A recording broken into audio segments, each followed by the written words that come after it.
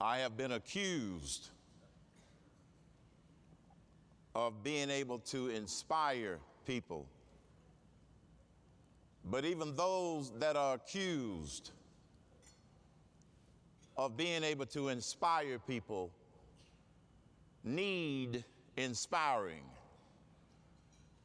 Carly indeed is an inspiring figure to me and millions of other people. Thank you. Even those that inspire needs to be inspired. I had the opportunity earlier this week to speak to 400 college students from around the country. And the thing that they wanted me to address was the American dream. And I shared with these aspiring young, bright minds that the American dream is alive and well. That's the good news. But the bad news is the American dream is under attack. It's under attack by what I describe as the attack of the Asians. A-T-I-O-N-S. Too much legislation, too much regulation, and too much taxation. And as a result of this attack on the American dream, we're engaged in a new war. Not a war between the North and the South. Not a war between East and West. Not a war between black and white. Not a war between the haves and the have-nots. This war, America's new war, is the war between the political class in Washington and the working class on the main street. That's America's new war. Y'all can go ahead and applaud if you want to.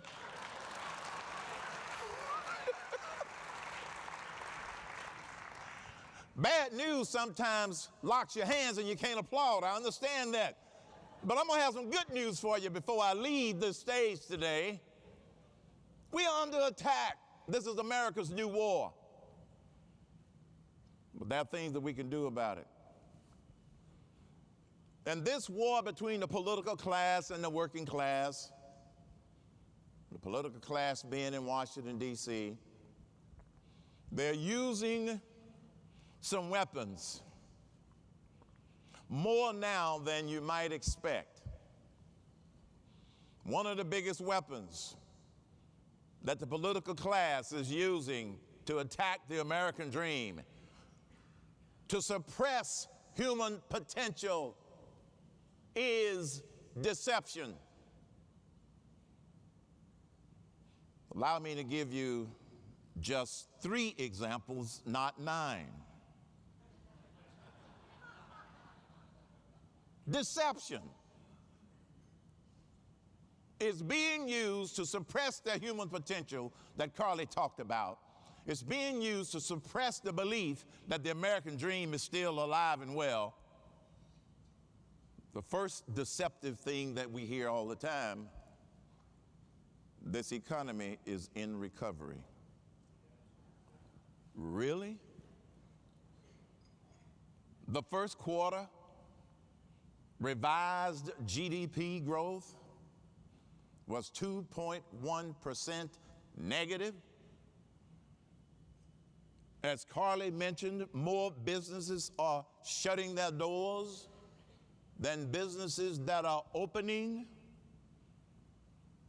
More people in the last several years have been able to get part-time jobs than people who have gotten full-time jobs. And you call that a recovery?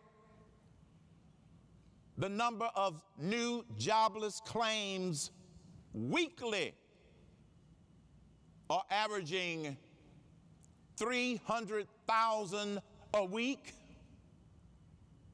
And the number of new jobs claimed monthly, about 200,000 a month. You do the math. 300,000 jobless claims a week, maybe 200,000 new jobs a month, and we call that a recovery? It is a tactic called deception. We're not in a recovery because the policies simply are not working. Second example, deception. Health care is a right. Really? How about eating? Is a man supposed to be able to eat if he's not willing to accept the right and the responsibility to eat? I say no. Abraham Lincoln said no. I grew up in a household that said if you're not willing to work, you can't eat. Healthcare is not a right without a responsibility to help provide it. But the message that some are accepting is a message that it is a right. Just like some feel like it's a right to have an Obama phone. It's a right to get food stamps. It's a right to be on one of the nearly 80 welfare programs. It's a right to scam the system. No, it is not a right to scam the system. But a lot of people are being deceived into thinking that it is a right.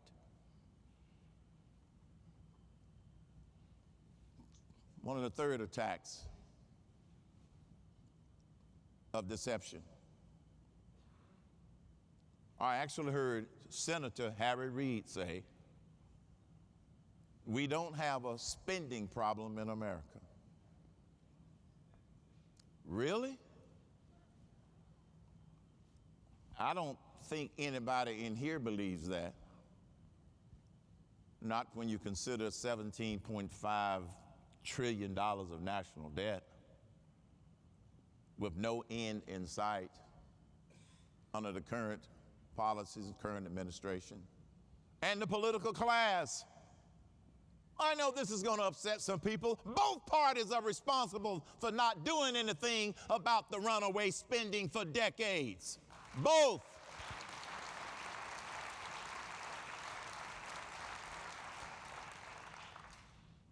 Yes, I'm a conservative. I ran as a Republican. Proud to have run as a Republican. But our party, generally speaking, in some areas has also lacked that leadership that Carly talked about. So the American dream is under attack. The good news is we can take it back. We can take it back. 3 suggestions, not 9. Stay informed. I spoke to this group a couple of years ago, and I may have said it then, and I'm saying it now. Stay informed because ignorant people are ruining America. And it is because of the deceptive tactics being used by those that want to destroy America and get away from those ideals that the founders envisioned. You are informed, but you've got to become part of the truth squad in America. Because deception and lies are causing too many people to give up, to be too gullible with the deception that's going on. Stay informed. You've got ways to stay informed. 20 or 25 years ago, we didn't have the power of the internet. But caution, half the stuff on the internet can be garbage and dangerous to your brain. Find those sources that you trust and rely upon them. Find those websites that you go to on a regular basis because you know you're going to get the truth and you're going to get the facts. And if you haven't developed your list yet, start with hermancain.com. I'm just saying. And that's CAIN.com. Like in the Bible, but I didn't kill anybody. Stay informed. We just finished a Republican senatorial runoff in Georgia. You're talking about the attack ads getting nasty, ugly, dirty. The two that made the runoff, one was a 22-year congressman.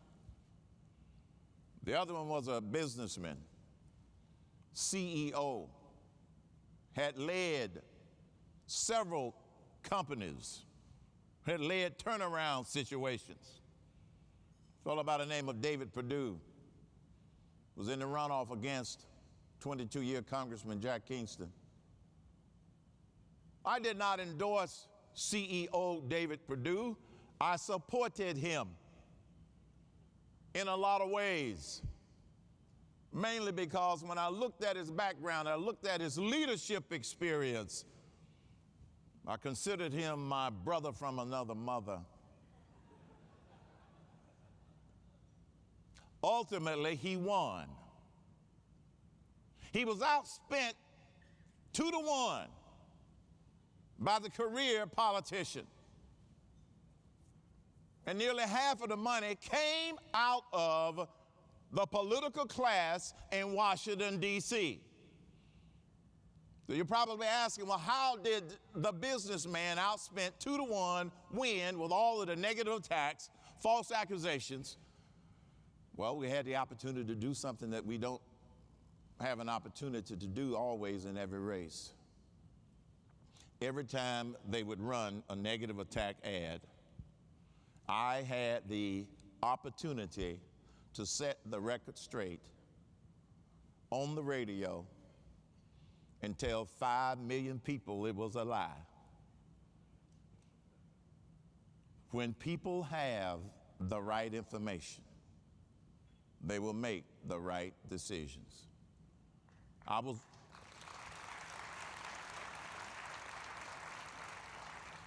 mentioning to Michael Bowman at lunch, in this upcoming election season, folks, get ready. It's going to be the nastiest, most deceitful, most negative attack ads you have ever seen going after Republican candidates, conservative candidates, because unfortunately for the Democrats and unfortunately for this country, they don't have anything to run on based upon facts or the truth. So you're going to have to be part of a truth squad in America to help set the record straight. Stay informed. Secondly, stay involved.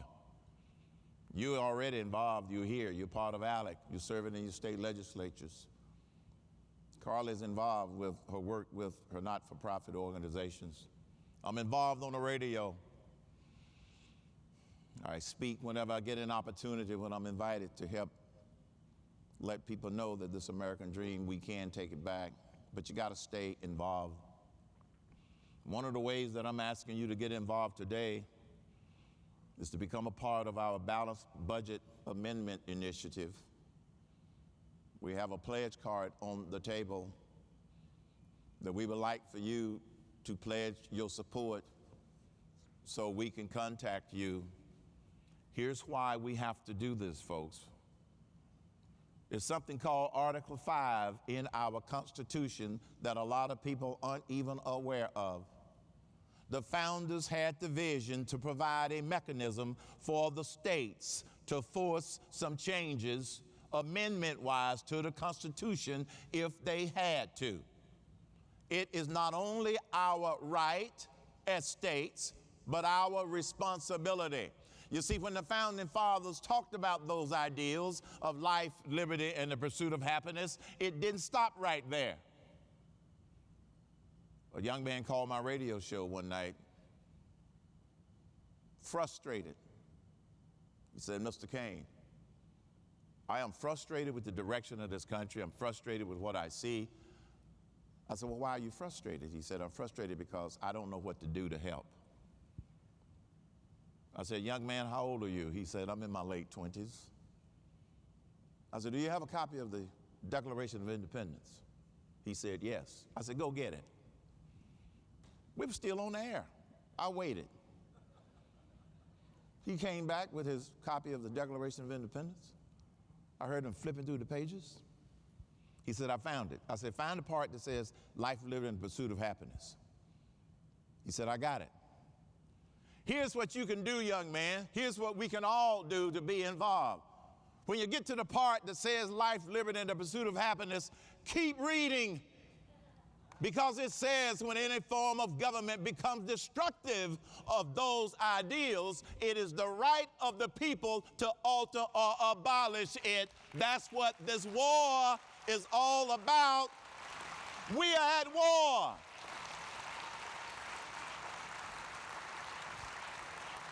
Keep reading.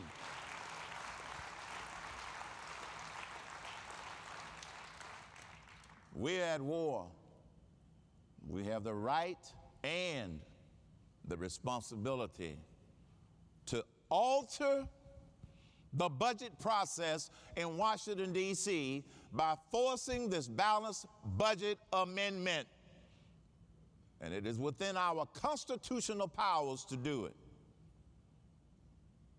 We have the right and the responsibility to eventually abolish the abusive, corrupt IRS and put the power back in the hands of the people.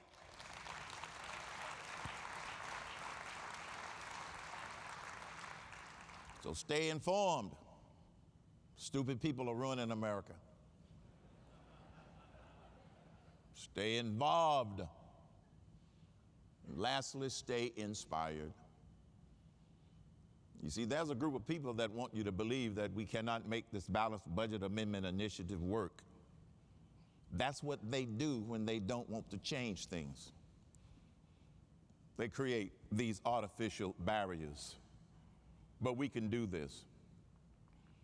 We already have 24 states that have passed resolutions by their state legislatures authorizing representatives to go to a balanced budget amendment convention. We need 10 more states, and Congress will have no choice except to take this under consideration. We have the power to do that. That's why I'm asking you to pick up that pledge card before you leave. Now, if you're not sure whether or not you want to be a part of this initiative yet, Lou Marin, one of my associates, Lou, please stand. He's going to be around for a little while this afternoon. I got to catch a plane. We've got several other people who can explain it to you. I got excited about it when I saw the reality of something like this working, because you and I both know it's not coming out of Washington, D.C. They've had their chances. And they continue to kick the can down the road, make more and more promises. Balanced Budget Amendment Initiative is just step one into us taking back our government.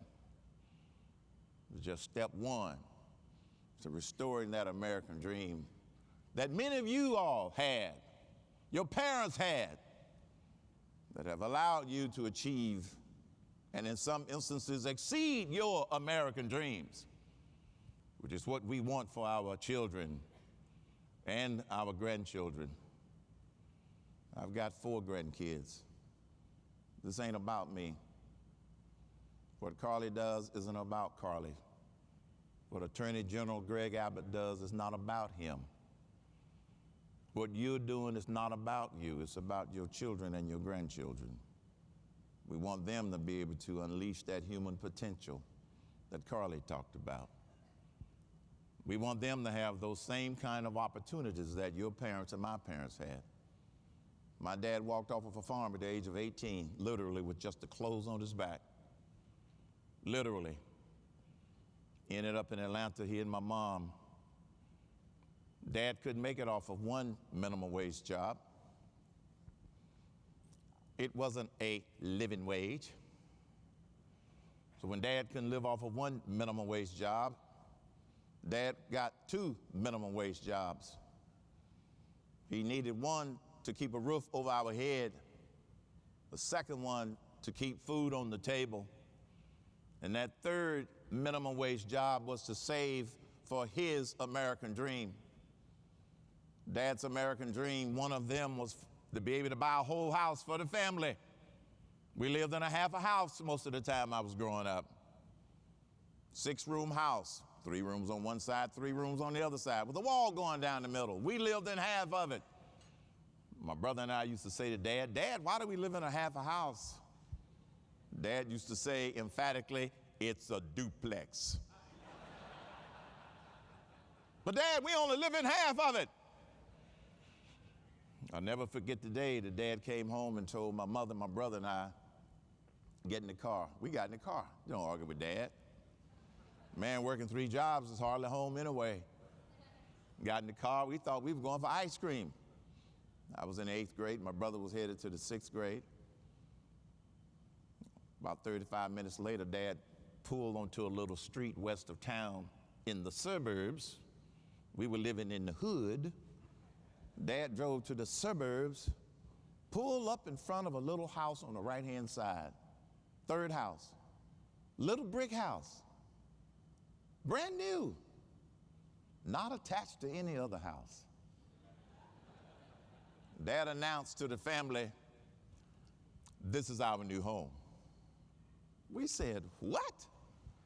My brother and I jumped out of the car. We ran up to the house. Dad walked up to the front door, don't you know, very proudly. Opened the door, we went inside. Dad announced, "It has 2 bedrooms. One for you boys and one for your mom and me. And I'm gonna buy y'all twin beds." We thought we died and gone to heaven. Living in the duplex, my brother and I slept on a cot in the kitchen. Every morning we would argue over who's supposed to take it up. Every night we would debate about who was supposed to let it out. That's where I started my early debating practice skills with my brother. Brand new house. My mother was in tears.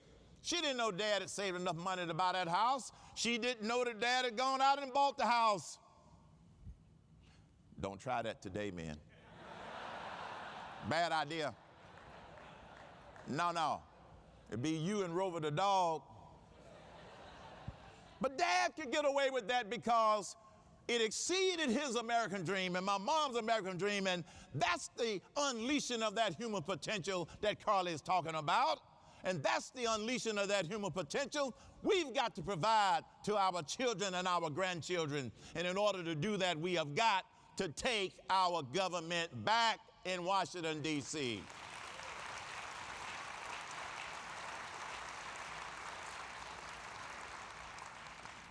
Not going to be easy. Not going to be quick. One initiative at a time.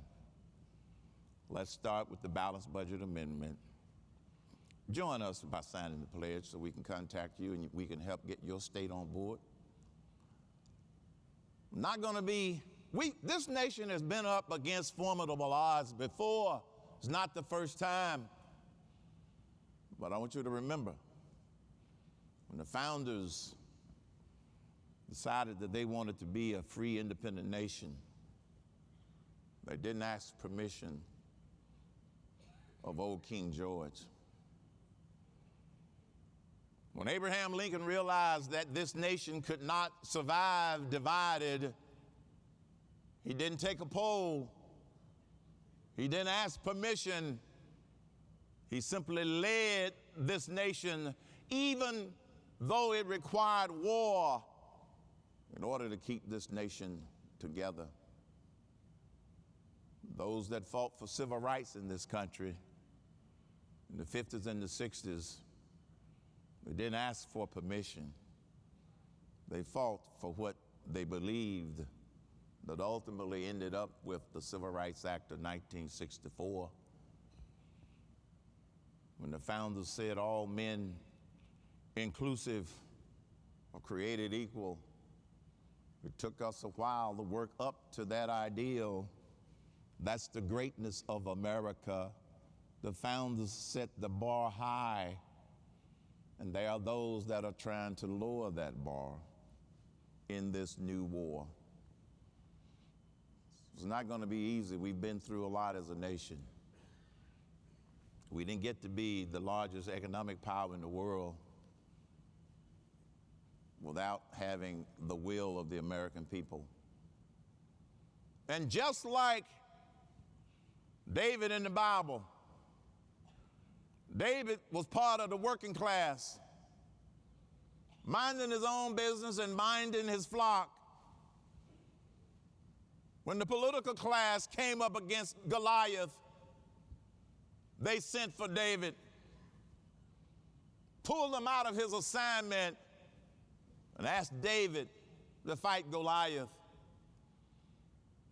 David was able to defeat Goliath with a sling and 5 smooth stones. He got him on the first shot. Didn't even have to use all 5. We can change the budget process in this country, folks, with a slingshot and 50 smooth stones.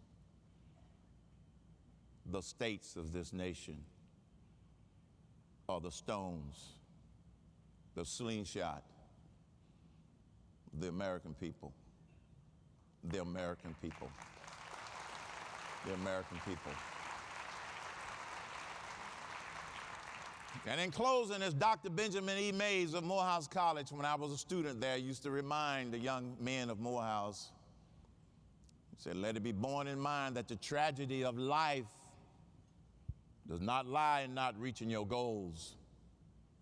Tragedy lies in having no goals to reach for. It's not a calamity to die with dreams unfulfilled, but it is a calamity to have no dreams. The American dream is alive and well, folks. It's under attack, but let's take it back. Thank you.